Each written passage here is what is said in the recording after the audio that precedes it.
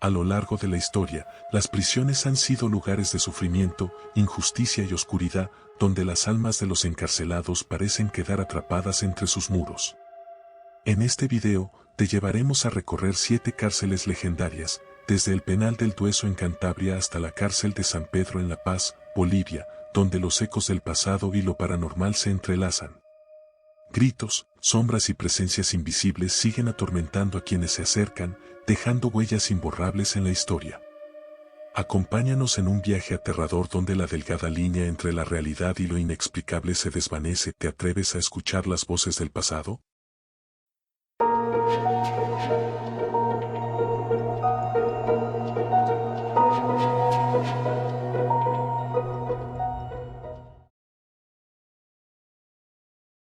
En el corazón de la Ciudad de México, donde las calles parecen vibrar con el eco de la historia, se alza una construcción de ladrillos negros que parece susurrar secretos de una época oscura. La penitenciaría de Lecumberri, conocida popularmente como el Palacio Negro, es un monumento a la desesperación, la crueldad y lo inexplicable. Su imponente estructura, diseñada con un modelo panóptico, permitía a los guardias observar cada rincón del edificio sin ser vistos. Sin embargo, con el paso del tiempo, se convirtió en mucho más que una cárcel. Lecumberri albergó criminales, presos políticos y almas perdidas que jamás volverían a ver la luz del día.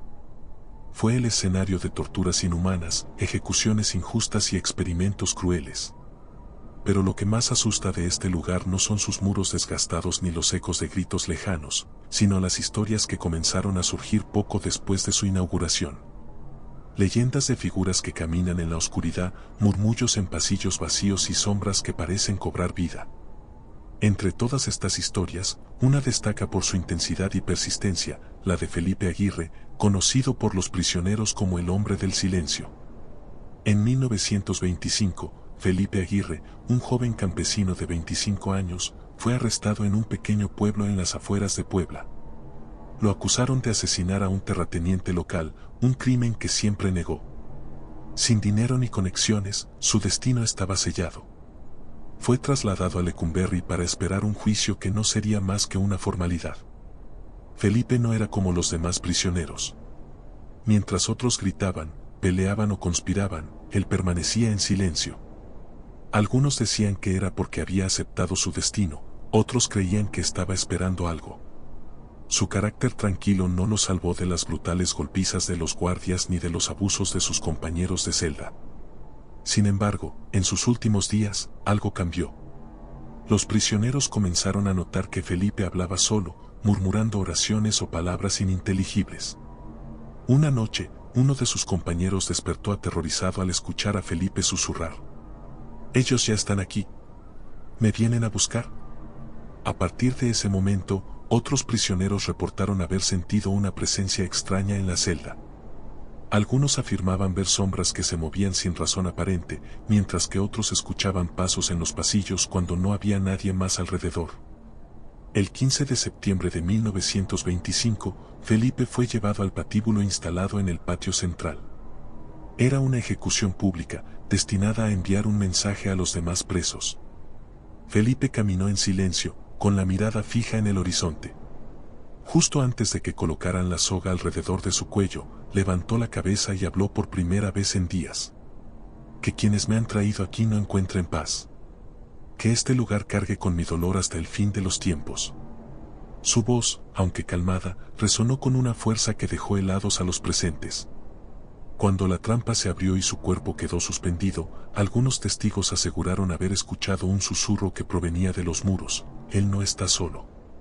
Después de la ejecución de Felipe, Lecumberri nunca volvió a ser igual.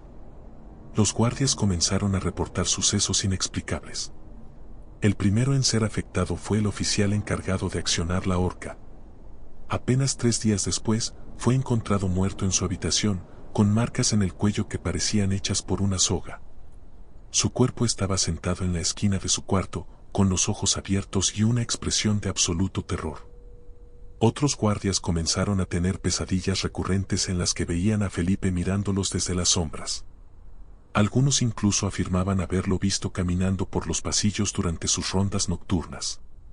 Uno de ellos, Manuel Rodríguez, narró años después. Una noche, mientras hacía mi ronda, escuché pasos detrás de mí. Cuando volteé, vi a un hombre parado al final del pasillo. Llevaba ropa simple, como un campesino, y me estaba mirando.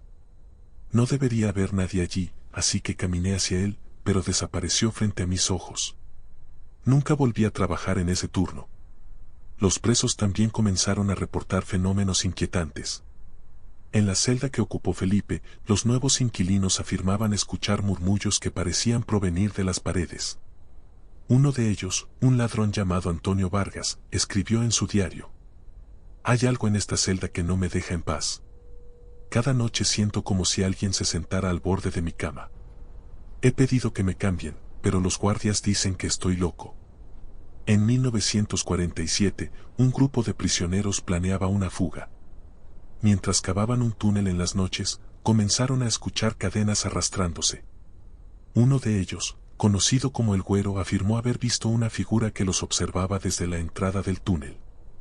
Decidieron abandonar el plan, pero semanas después, todos los involucrados murieron en circunstancias misteriosas. Uno cayó por las escaleras, otro fue apuñalado, y el resto enfermó de manera repentina.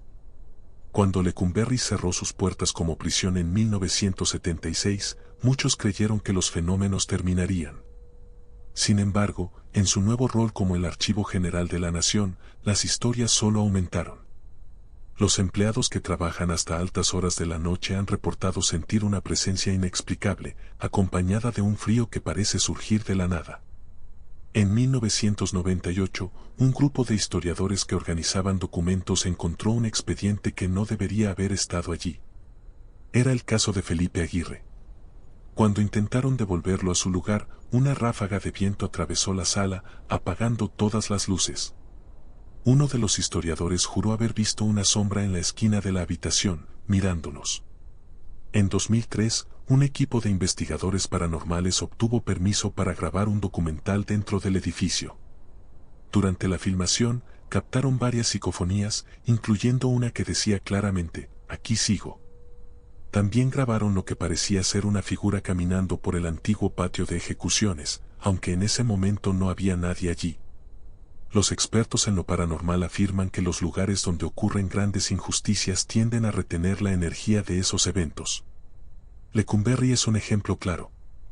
El peso de décadas de sufrimiento, combinado con la maldición de Felipe Aguirre, parece haber dejado una huella indeleble en sus muros. ¿Felipe fue un alma inocente que busca justicia o simplemente una víctima que no pudo encontrar la paz? Nadie lo sabe con certeza. Lo único seguro es que el Palacio Negro sigue siendo un lugar donde el pasado y el presente convergen de manera aterradora. Conclusión: si alguna vez visitas Lecumberri, ten cuidado. No mires demasiado tiempo a las sombras y, sobre todo, no ignores los murmullos. Podrían estar intentando decirte algo. En lo alto de Santoña, Cantabria, se alza un edificio que parece desafiar al tiempo y a las tormentas que azotan la costa. El Penal del Dueso, rodeado de acantilados y vegetación agreste, fue construido a principios del siglo XX como un lugar de reclusión. Pero lo que sucedió entre sus muros durante la Guerra Civil Española y la posterior dictadura franquista convirtió este penal en mucho más que una cárcel. Se convirtió en un testigo mudo de horrores, injusticias y misterios que, hasta el día de hoy, persisten como una sombra imborrable. Durante la Guerra Civil, 1936 a 1939, el Dueso se utilizó como centro de detención para prisioneros políticos republicanos, muchos de los cuales jamás salieron con vida. Ejecutados, torturados o simplemente abandonados a su suerte, sus espíritus parecen haber dejado una marca indeleble en este lugar. Años después, en 1942, la desaparición inexplicable de un sacerdote añadió una capa de misterio que ha alimentado leyendas y rumores paranormales. ¿Qué es lo que realmente sucede en el Penal del Dueso? Para encontrar respuestas, debemos retroceder en el tiempo, hasta una de las épocas más oscuras de la historia de España. Cuando estalló la Guerra Civil Española en 1936, el Penal del Dueso se transformó rápidamente en un lugar de castigo para aquellos que se oponían al régimen franquista. Las celdas, diseñadas para albergar a un puñado de criminales comunes, se llenaron de hombres y mujeres acusados de simpatizar con la República. Uno de ellos fue Ricardo Martínez, un maestro de escuela de Santander que fue arrestado en 1937 por participar en un mitin republicano. Según cartas que logró enviar a su familia antes de desaparecer, los días en el penal eran una mezcla de hambre, enfermedades y un constante miedo a ser llamado al patio de los ausentes, un lugar donde se realizaban ejecuciones al amanecer. En uno de sus escritos, Ricardo describió: por las noches, el viento parece traer consigo los lamentos de aquellos que ya no están. No sé si es mi mente jugando conmigo o si realmente hay algo aquí. Pero no hay noche en la que no escuche rezos, susurros en latín que vienen desde las paredes mismas. Se cree que Ricardo fue fusilado en 1938, pero su cuerpo nunca fue encontrado. Al igual que él, cientos de prisioneros desaparecieron en las entrañas del penal, alimentando rumores de entierros masivos en las cercanías. Uno de los episodios más enigmáticos en la historia del Dueso ocurrió en el verano de 1942.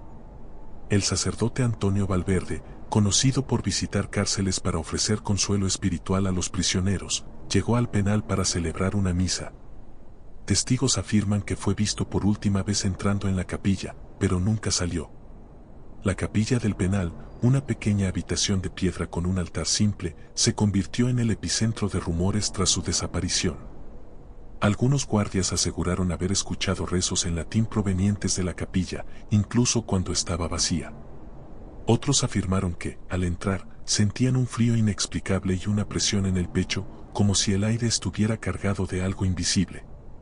Una semana después de la desaparición del sacerdote, los presos reportaron un fenómeno aterrador. Cada noche, alrededor de la medianoche, se escuchaban pasos que recorrían el pasillo principal. Los pasos siempre se detenían frente a la puerta de la capilla, seguidos por un murmullo en latín que nadie podía entender del todo. Uno de los prisioneros, Julián Herrera, escribió en su diario: el padre Valverde no se fue. Algo lo retuvo aquí. Lo escucho todas las noches, rezando por nuestras almas o quizás por la suya. No sé si sentir consuelo o miedo. Con el tiempo, las historias del penal comenzaron a filtrarse a las aldeas cercanas. Los habitantes de Santoña y sus alrededores afirmaban que, durante las noches más frías, era posible escuchar llantos provenientes de los antiguos calabozos. Algunos incluso afirmaban ver luces que se encendían y apagaban en las ventanas del penal, aunque estaba vacío. En 1965, un pescador local llamado Emilio Ruiz juró haber visto una figura en una de las torres mientras regresaba de una jornada nocturna. Según su relato, era un hombre, vestido con ropa oscura. Estaba parado ahí, mirándome fijamente. Cuando parpadeé, ya no estaba. Nadie me cree, pero sé lo que vi. Los investigadores paranormales que han visitado el lugar afirman que los lamentos son reales, aunque no han podido determinar su origen. Algunos creen que son un eco residual de los sufrimientos pasados, mientras que otros aseguran que las almas de los prisioneros aún están atrapadas en el penal. Aunque el penal del Dueso sigue en funcionamiento como cárcel, los relatos paranormales no han cesado. En 2015, un grupo de guardias nocturnos reportó haber escuchado pasos en una sección cerrada del edificio. Cuando fueron a investigar, encontraron las puertas abiertas, aunque nadie había estado allí. Uno de ellos, identificado como José Luis por razones de privacidad, relató su experiencia. Escuchamos pasos y pensamos que era algún interno que había escapado de su celda. Revisamos todo, pero no encontramos a nadie. Lo extraño es que las puertas de esa sección estaban cerradas con llave, y las cámaras no captaron ningún movimiento. Ese mismo año, un interno aseguró haber visto a un hombre vestido con sotana caminando por el pasillo principal. Según su descripción, el hombre parecía estar rezando en voz baja, pero cuando trató de acercarse, desapareció frente a sus ojos. Los expertos en fenómenos paranormales han teorizado que el penal del Dueso podría estar maldito debido a las injusticias cometidas durante la guerra civil y la dictadura franquista. La energía de las emociones intensas, como el miedo, el dolor y la desesperación, puede quedar impregnada en un lugar, generando lo que se conoce como huellas residuales. Sin embargo, otros creen que la presencia del sacerdote Antonio Valverde es más que una huella.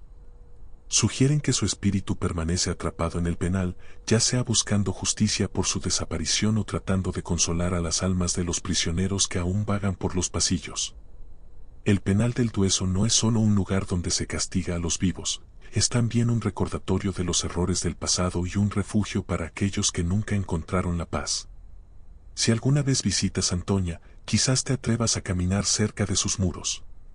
Pero ten cuidado, cuando el viento sopla desde el norte y la noche está en su punto más oscuro, podrías escuchar los ecos de rezos y llantos que parecen provenir de otro tiempo. ¿Es el Dueso un lugar embrujado o simplemente víctima de su propia historia? La respuesta, como muchas de sus celdas, permanece cerrada bajo llave. En la remota y desolada Tierra del Fuego, donde los vientos gélidos parecen querer arrancar cualquier vestigio de vida, se encuentra la ciudad de Ushuaia, conocida como el fin del mundo.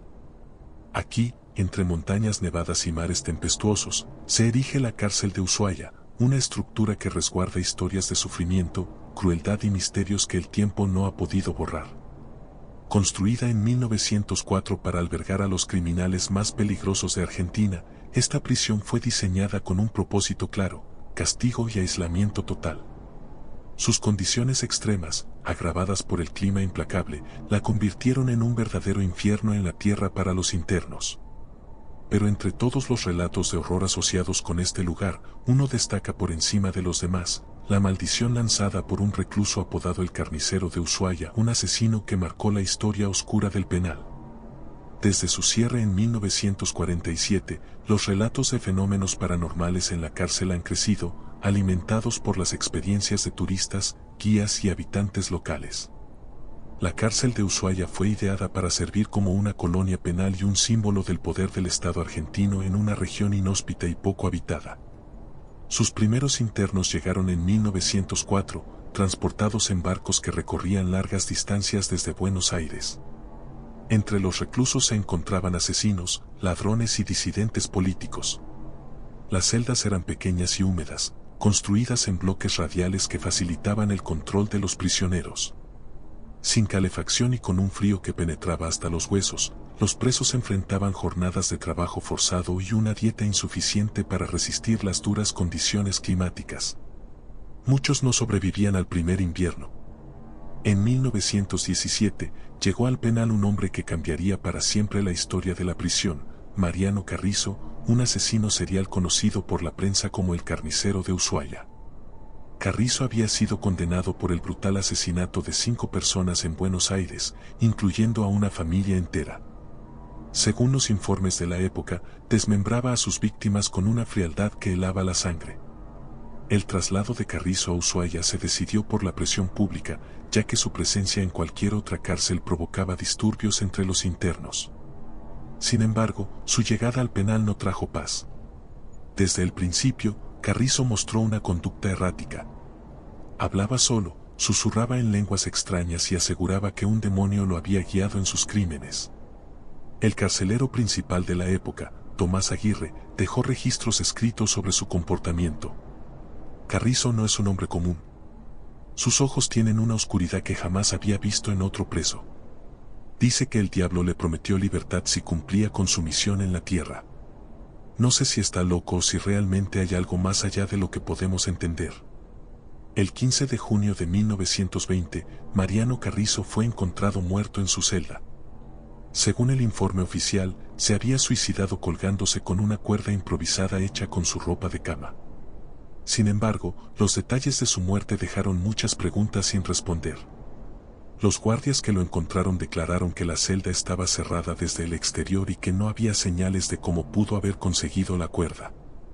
Además, en las paredes de la celda había mensajes escritos con sangre que decían: "Este lugar será maldito para siempre. Todos los que entren sentirán mi odio y el de aquellos que murieron aquí". Tras la muerte de Carrizo, comenzaron a ocurrir fenómenos inexplicables en el bloque donde estaba su celda. Los guardias reportaron oír gritos desgarradores durante las noches, mientras que otros aseguraban haber visto sombras moverse entre las celdas vacías. Algunos reclusos afirmaban sentir una presencia oscura que los observaba desde las esquinas. En 1947, la cárcel de Ushuaia cerró sus puertas, oficialmente debido a las condiciones inhumanas para los presos. Pero entre los carceleros y las familias de la región se rumoreaba que la verdadera razón era el temor a lo que habitaba en el penal. Uno de los últimos testimonios de un guardia anónimo antes del cierre dice: no eran solo los presos los que temían por sus vidas. Nosotros también. Había noches en las que escuchábamos pasos en el techo, cadenas arrastrándose y susurros que venían de celdas vacías. No eran hombres, estoy seguro de eso. Tras su cierre, el edificio fue abandonado durante décadas, hasta que en los años 90 fue transformado en un museo. Sin embargo, los fenómenos extraños no cesaron con esta nueva etapa. Desde su apertura como museo, la cárcel de Ushuaia ha recibido miles de visitantes cada año. Muchos de ellos han reportado experiencias que van desde lo extraño hasta lo aterrador. Una turista chilena, Sofía Ramírez, relató lo siguiente en 2010. Estaba recorriendo el bloque donde estuvo la celda de Carrizo cuando sentí un frío inexplicable, a pesar de que era verano.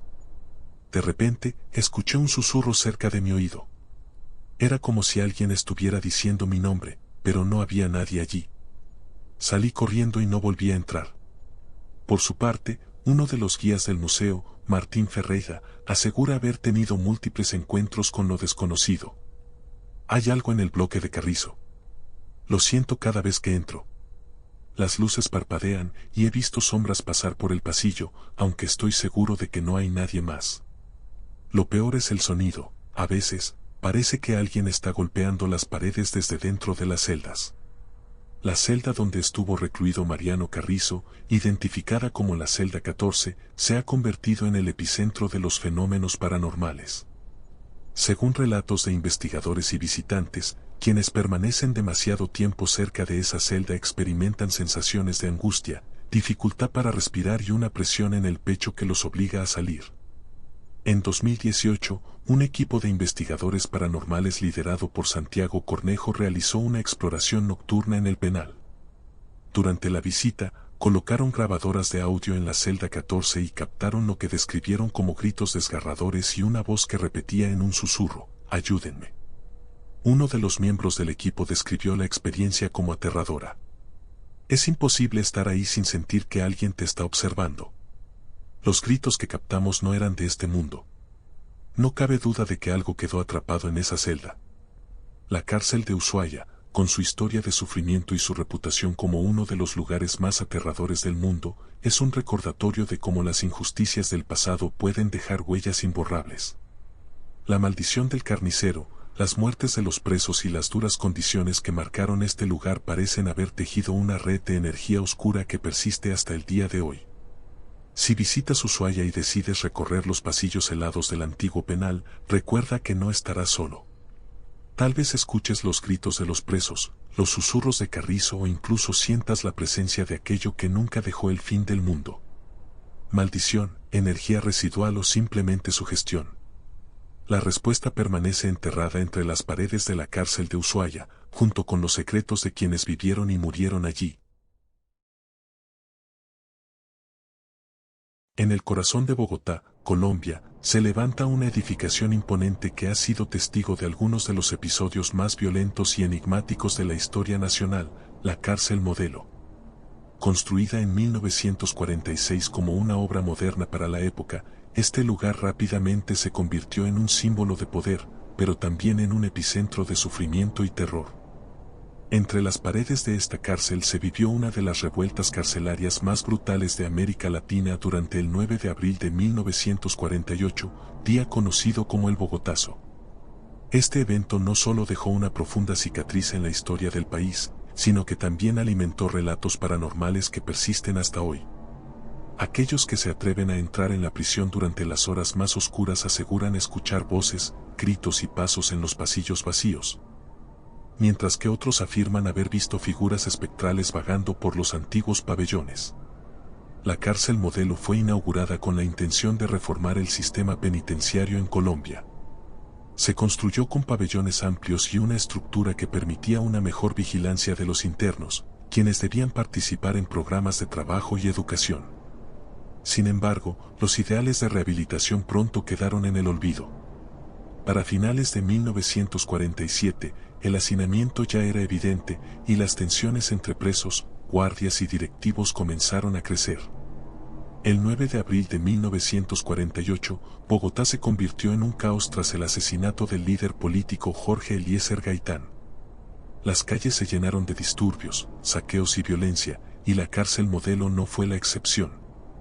Los presos, al escuchar las noticias del levantamiento popular, iniciaron un motín para exigir mejores condiciones y aprovechar el desorden como una oportunidad para escapar. Lo que comenzó como una protesta interna se transformó rápidamente en una masacre. Los guardias intentaron reprimir a los internos con brutalidad, mientras estos últimos se enfrentaban entre sí por el control de los pabellones. Según registros oficiales, más de 300 presos murieron esa noche, aunque los sobrevivientes aseguran que la cifra fue mucho mayor. Los relatos de quienes vivieron el motín están cargados de detalles escalofriantes. Uno de los presos, identificado como Ramón Vargas, dejó un testimonio que quedó grabado en la memoria colectiva. En medio del griterío y los disparos, vi algo que me dejó helado. Era una figura alta, completamente negra, como una sombra que caminaba entre nosotros. No era un hombre, porque sus ojos brillaban como brasas. Cada vez que esa cosa se acercaba, la gente caía al suelo, como si les hubiera robado el alma. Otro interno, conocido como Jaime Orozco, describió una experiencia similar. Nos encerraron en el pabellón 4 para evitar que escapáramos, pero lo que pasó dentro fue peor que cualquier bala. Las luces parpadeaban y escuchábamos rezos en un idioma que nadie entendía. Algunos presos comenzaron a gritar que veían a los muertos levantándose de las celdas. Yo pensé que era una alucinación, pero no puedo explicar lo que sentí. Era como si algo nos estuviera observando desde las sombras. Uno de los lugares más afectados durante el motín fue el pabellón 5, conocido por albergar a los presos más peligrosos. Allí se registraron la mayoría de las muertes, y es en este sector donde los fenómenos paranormales parecen concentrarse.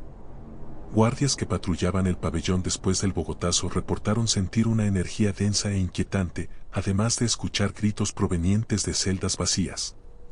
Un carcelero de la época, Luis Contreras, dejó registrado en su diario personal: el pabellón 5 es un lugar donde el aire pesa más que en cualquier otro rincón de la cárcel. No puedo entrar ahí sin sentir que alguien me sigue, aunque sé que estoy solo. En una ocasión, vi cómo una puerta se cerró de golpe frente a mí, sin que hubiera viento ni explicación posible. Aunque la cárcel Modelo sigue operando en la actualidad, su historia sangrienta ha dejado una marca indeleble.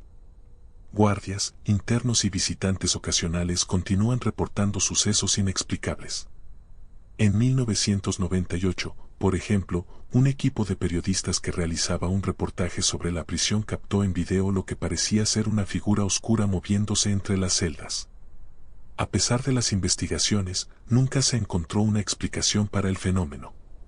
Uno de los relatos más recurrentes es el de los guardianes de la noche, figuras espectrales que parecen patrullar los pasillos de la cárcel. Algunos creen que son las almas de los guardias que murieron durante el motín, mientras que otros piensan que podrían ser manifestaciones de la culpa colectiva por los abusos cometidos en el lugar. Una exguardia, Laura García, compartió su experiencia en 2015. Trabajé en la cárcel Modelo por más de 10 años, y aunque nunca fui supersticiosa, hay cosas que simplemente no puedo explicar. Una noche, mientras hacía mi ronda, escuché pasos detrás de mí.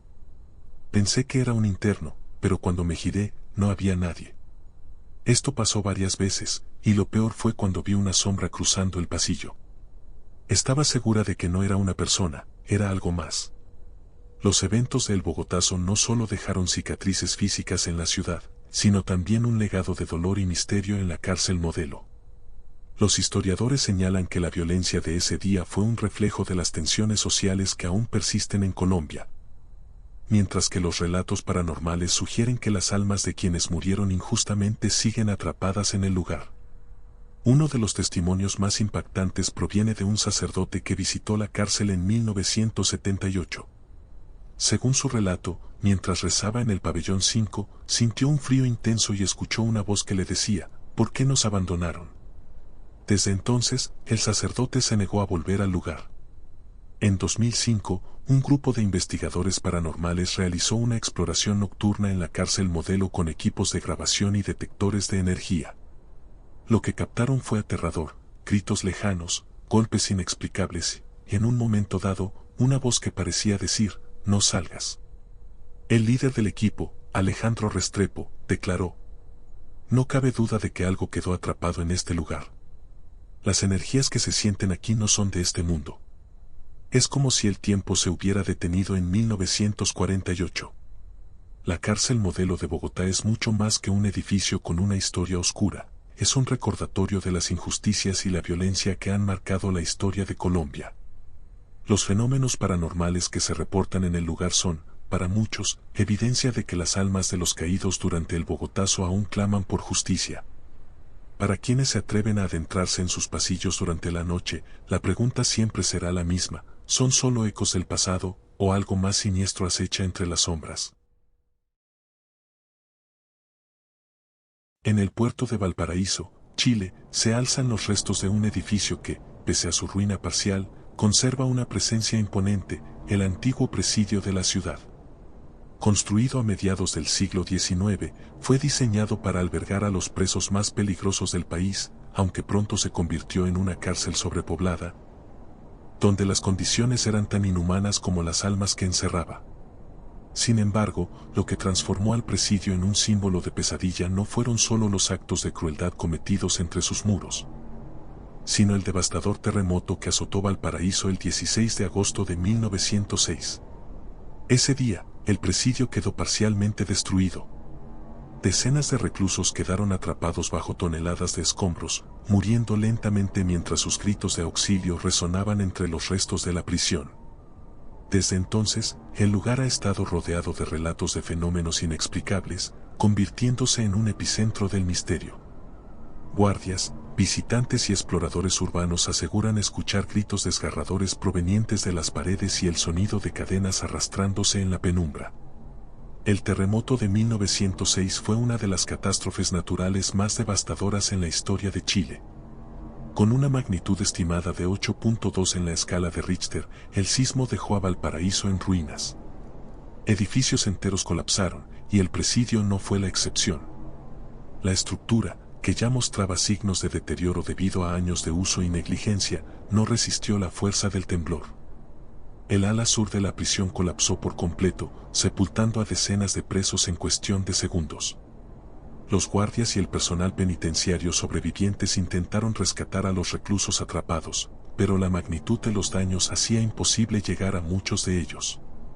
Durante días, los gritos de los hombres sepultados se escucharon desde las profundidades, hasta que finalmente se extinguieron, dejando tras de sí un silencio mortal que algunos describieron como más aterrador que los propios gritos.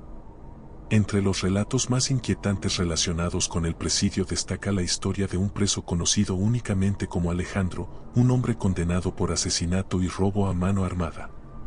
Según los registros de la época, Alejandro fue uno de los pocos internos que lograron sobrevivir al colapso del ala sur. Aunque gravemente herido, fue rescatado días después del terremoto, hallado en un espacio reducido entre los escombros. Sin embargo, Alejandro no tardó en volverse el centro de rumores y supersticiones. Los guardias que participaron en su rescate afirmaron que el hombre balbuceaba frases incoherentes sobre figuras que lo visitaron mientras estaba atrapado.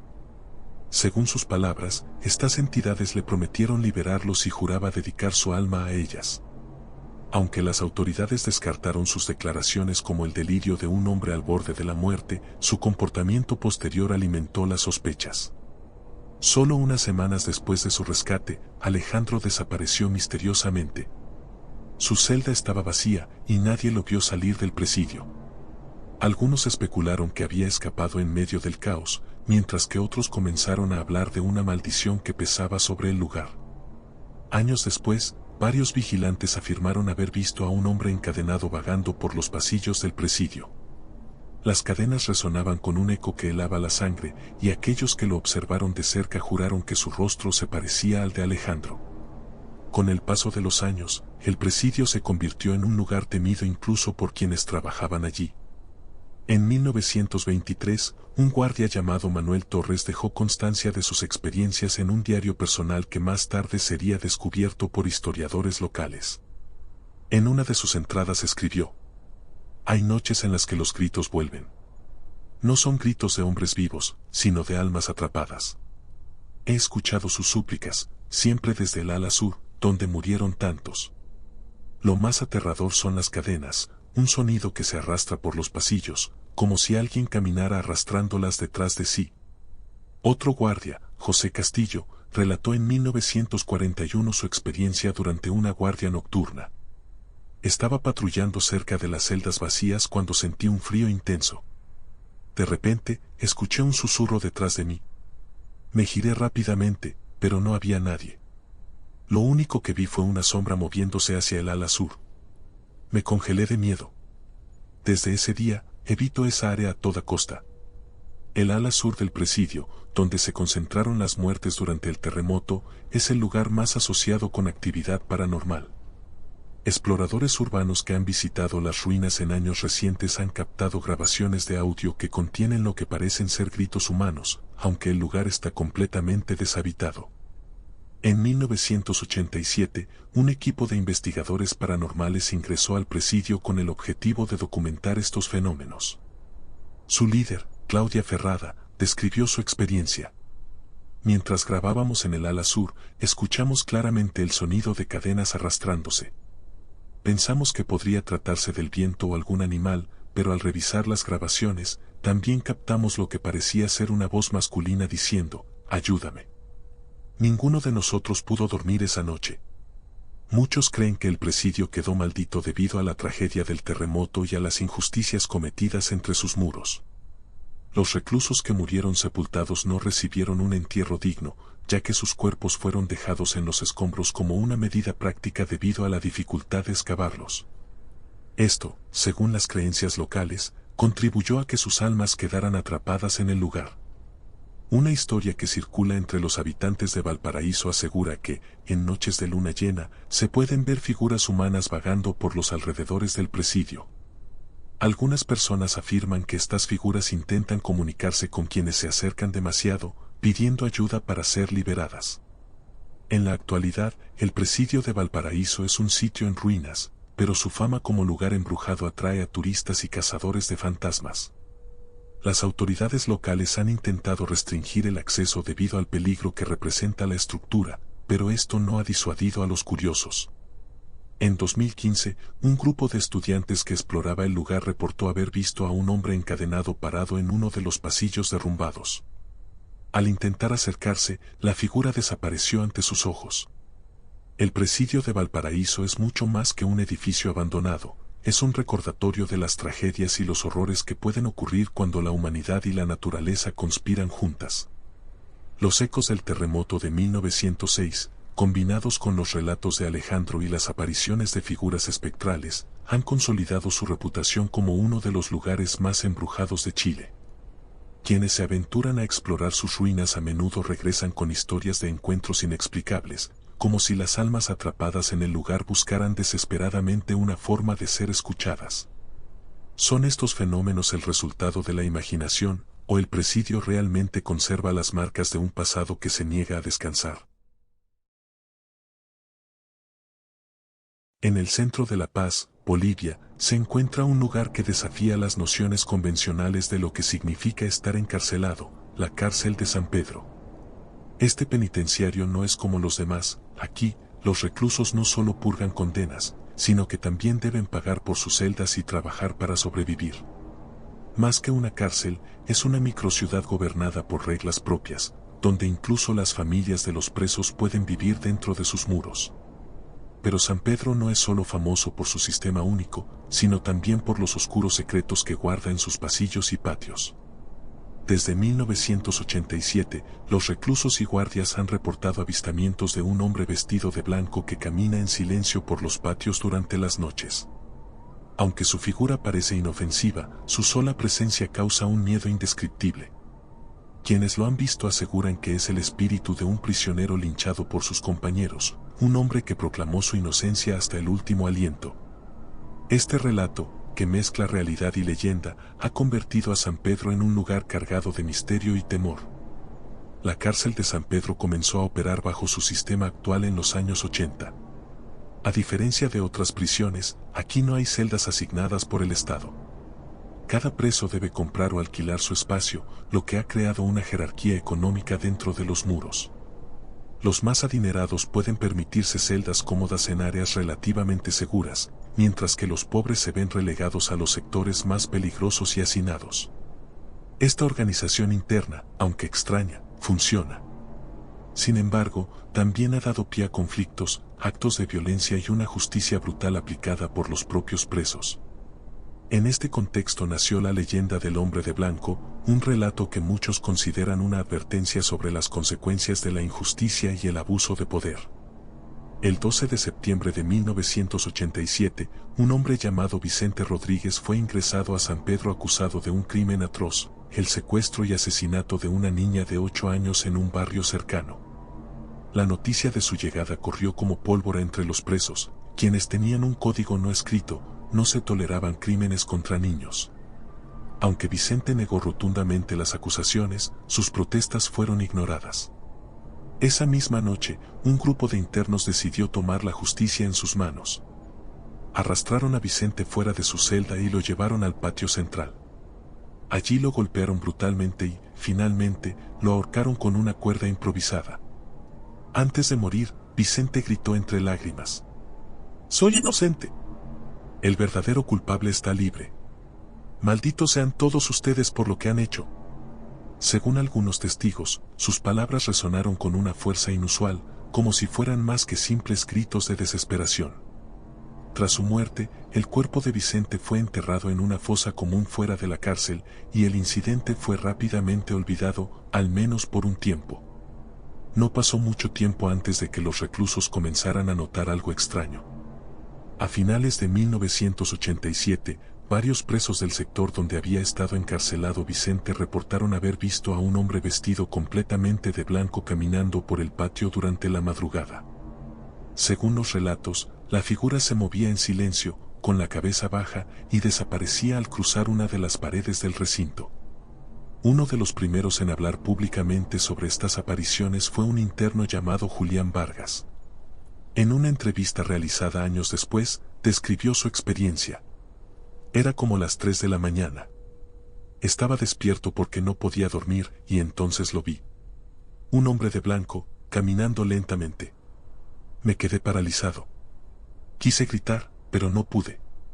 Cuando se detuvo y levantó la cabeza, me di cuenta de que era Vicente. Su rostro estaba pálido y sus ojos parecían llenos de tristeza. Luego, simplemente desapareció. A lo largo de los años, las historias sobre el hombre de blanco se multiplicaron. Algunos reclusos aseguraron que la aparición era un mal presagio, ya que quienes lo veían sufrían accidentes o enfermedades poco después.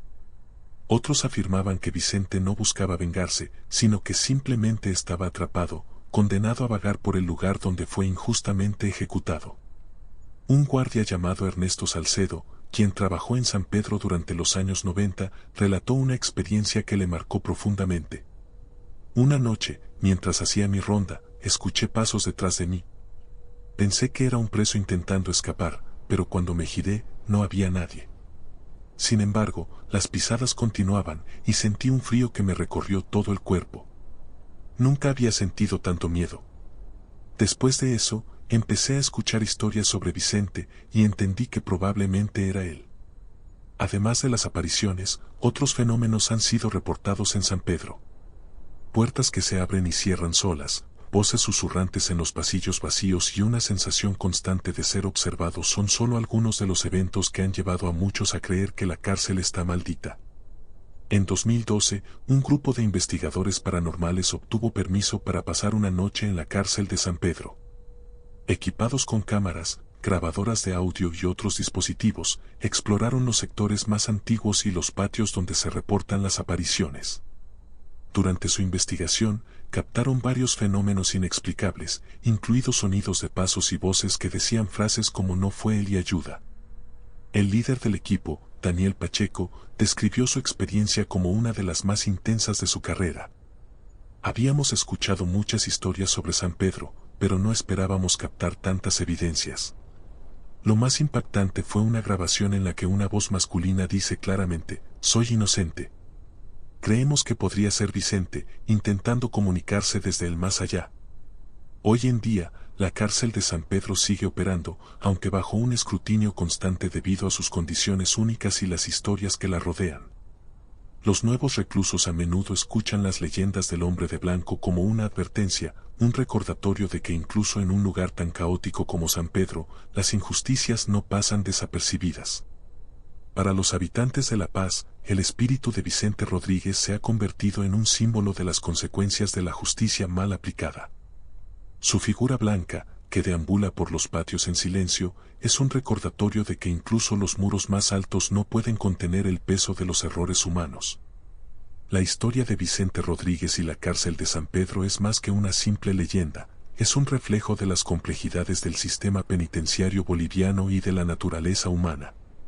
Mientras la figura del hombre de blanco siga apareciendo, los reclusos y guardias de San Pedro vivirán con la certeza de que, en este lugar, el pasado nunca está realmente muerto.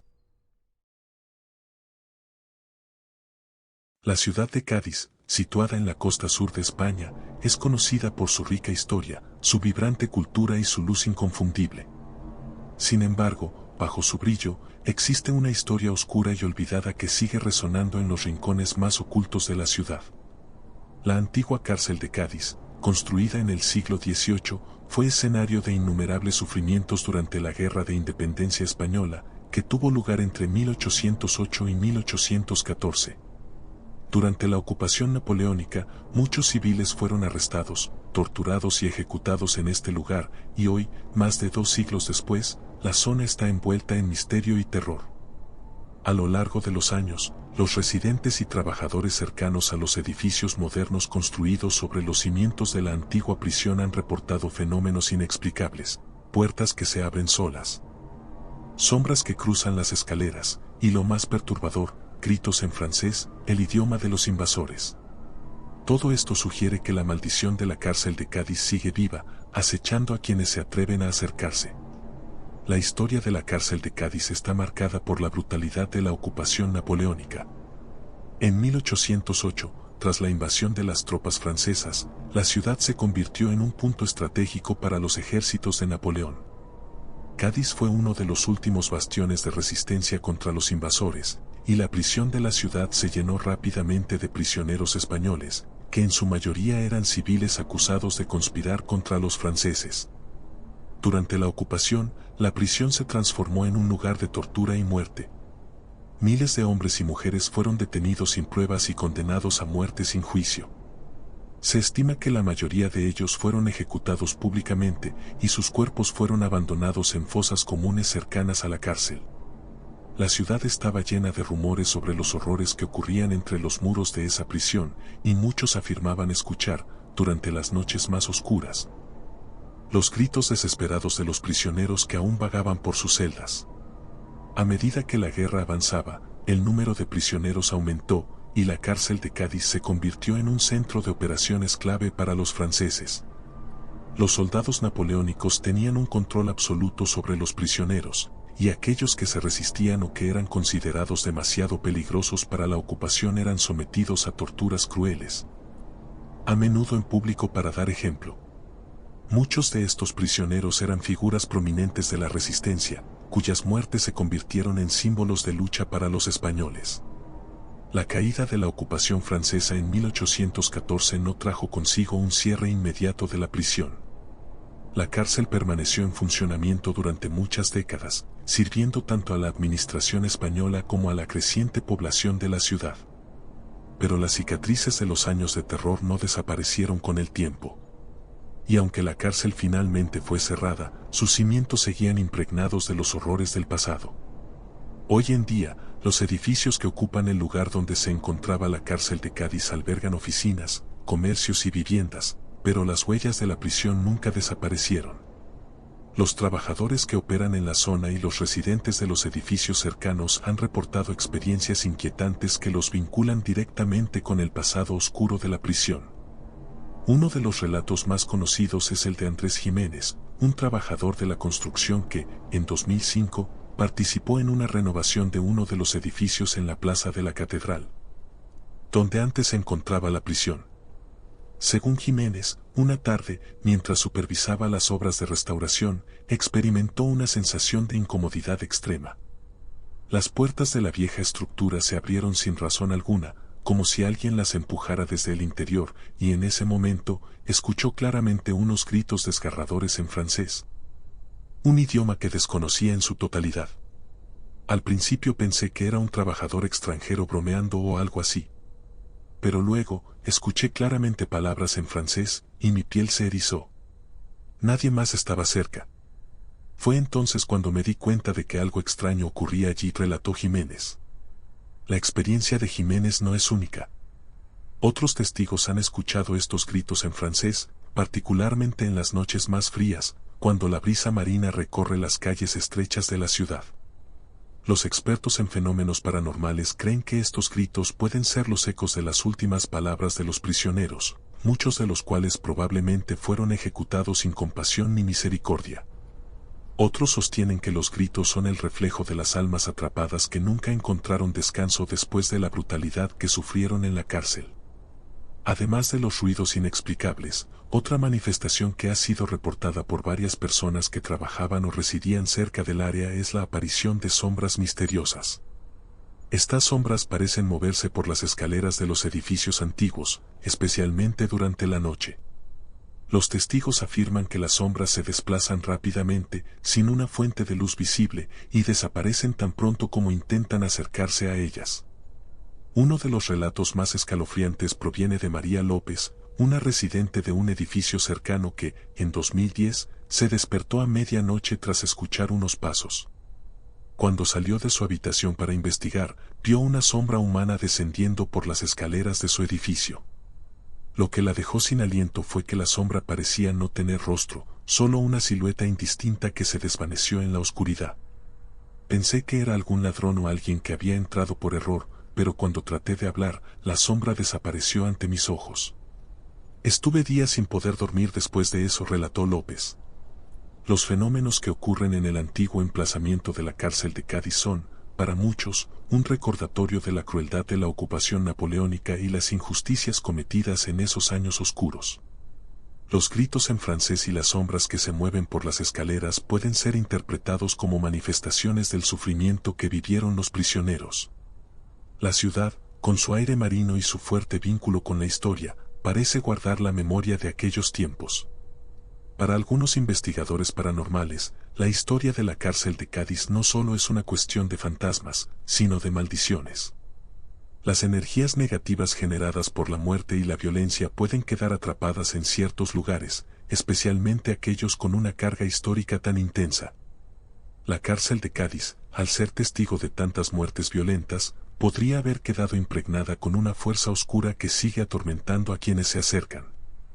La historia de la cárcel de Cádiz es un reflejo de la brutalidad de una guerra que dejó cicatrices profundas, no solo en los sobrevivientes, sino también en los lugares donde se vivieron esos horrores. A pesar de los siglos que han pasado desde su cierre, la ciudad de Cádiz sigue siendo un lugar lleno de ecos del pasado. Los gritos en francés, las sombras sin rostro y los fenómenos inexplicables son solo una pequeña muestra de lo que ocurrió en esos oscuros días de la Guerra de Independencia. Hoy, la cárcel de Cádiz puede haber desaparecido de la faz de la ciudad, pero su historia permanece viva, resonando en las calles de la Ciudad de la Luz, donde lo paranormal se encuentra con lo histórico, y donde las almas de los caídos continúan caminando en silencio, esperando ser escuchadas.